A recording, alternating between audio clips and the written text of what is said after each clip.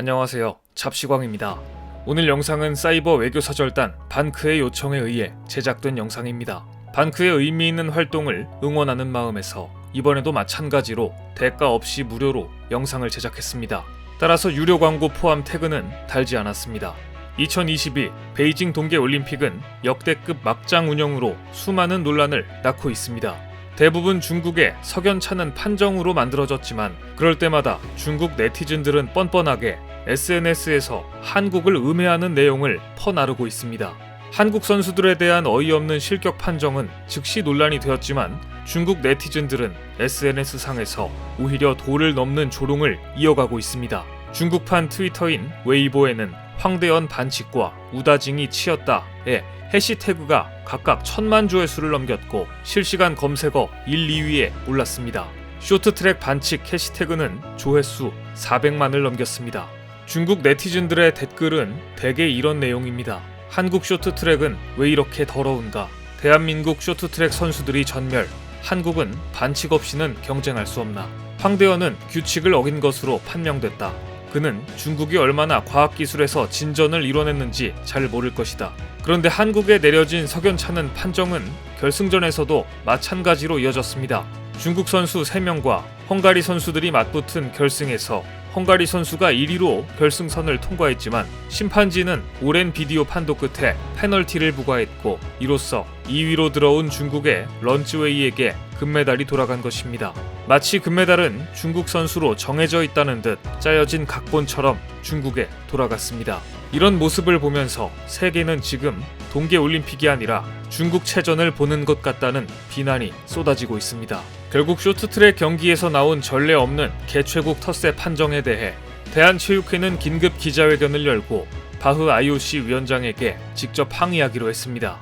또한 국제스포츠중재재판소에 쇼트트랙 남자 1000m 준결승 판정을 제소하겠다고 밝혔습니다. 대한체육회는 가능한 방법을 모두 찾아 절차에 맞게 국제스포츠중재재판소에 제소하겠으며 다시는 국제빙상계와 스포츠계에 이런 일이 발생하지 않도록 모든 수단과 방법을 강구하겠다고 밝혔습니다. 하지만 중국 네티즌들은 끊임없이 한국을 음해하는 내용을 SNS를 통해 퍼뜨리고 있습니다. 이번 사태를 계기로 한국과 중국 네티즌 간 SNS 전쟁이 벌어진 것입니다. 하지만 중국이 모르고 있는 것은 세계적으로 가장 파급력 높은 소셜미디어의 공식 아이디 올림픽을 이미 한국인이 빠르게 선점해버렸다는 사실입니다. 최근 각종 커뮤니티에서는 한국 올림픽 인스타그램 공식 계정이 주목받고 있습니다. 계정 이름 때문입니다. 국제올림픽 공식 계정의 이름은 올림픽스이고 국가마다 올림픽 관련 계정을 갖고 올림픽 나라 이름 형식으로 이름을 사용하고 있습니다. 그런데 한국의 올림픽 공식 계정 이름은 무려 올림픽입니다. 올림픽이라는 순수 이름을 사용하고 있는 것입니다. 동계올림픽은 중국이 열지만 영향력 있는 인스타그램의 레어 아이디는 대한민국이 선점해 놓은 것입니다. 이를 보고 세계 네티즌들은 한국이 빨리빨리의 민족임을 또 한 번 증명했다며 놀라움을 표시하고 있는데요.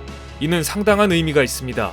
자칫 올림픽 계정을 중국에 빼앗겼다면 중국은 저 계정을 통해 한국을 음해하는 내용을 조직적으로 퍼뜨렸을 것입니다. 자칫 중국인들이 올림픽 계정으로 한국을 음해하는 내용을 마치 공식 사실인 것처럼 퍼뜨릴 수 있었던 사태를 미리 막은 것입니다.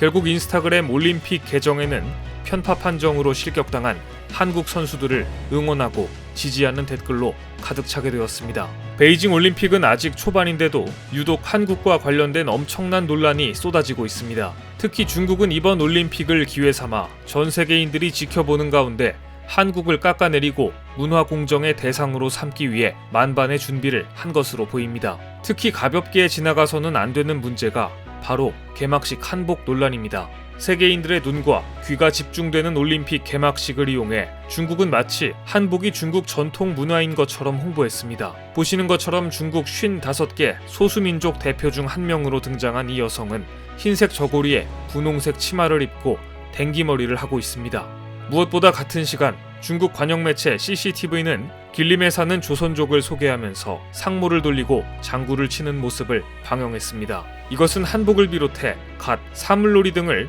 중국 내 소수민족의 문화로 치부하려는 중국의 속내를 드러낸 것이었습니다. 한국 국민들은 즉각 분노할 수밖에 없었는데요. 그런데 외신들의 반응은 중국의 예상과 정반대로 흘러갔습니다. CNN은 전통 의복인 한복 등 한국 문화를 중국이 자신의 것으로 홍보하려는 데 대해 한국인들이 오랜 기간 짜증을 느껴왔다고 보도했습니다. 로이터 통신은 발효된 배추로 만든 한국 반찬인 김치나 한국의 전통 의상인 한복을 통해 중국은 한국 문화의 기원이 중국에 있다고 주장하고 있고, 이에 한국인들은 분노를 표출했다고 보도했습니다. 이미 유력 외신들은 중국의 문화 공정을 완벽하게 간파했고 오히려 한국인들의 분노에 초점을 맞추어 보도하고 있는 것입니다. 중국이 아무리 한국 문화를 자국 문화라고 주장해봐야 소용이 없다는 것이 밝혀진 것이죠. 그러기에는 이미 한류의 영향력이 너무나 커져버렸기 때문입니다. 대표적으로 2020년 중국이 절임 채소 파오차이의 제조법을 국제 표준화 기구에 등록해 김치 종주국이 중국이라는 억지를 부리자 영국 BBC는 단칼에 이것은 오보라고 지적했으며, 당시 글로벌 여론은 중국의 주장을 일축해버렸습니다. 더구나 BTS로 대표되는 K-팝과 오징어 게임으로 부각된 K-드라마를 비롯 웹툰과 한국 음식 등 한류를 접하고 있는 세계인들은 이미 자연스럽게 한복, 갓, 김치 등이 한국 고유의 문화라는 것을 인식하고 있습니다. BTS의 슈가는 솔로곡 대취타에서 조선 임금의 정복인 곤룡포를 입고 한복을 알렸고, 블랙핑크는 크롭탑 형식의 퓨전 한복을 입으면서 MZ세대 사이에서 한복이 한국 것임을 인식시켰습니다.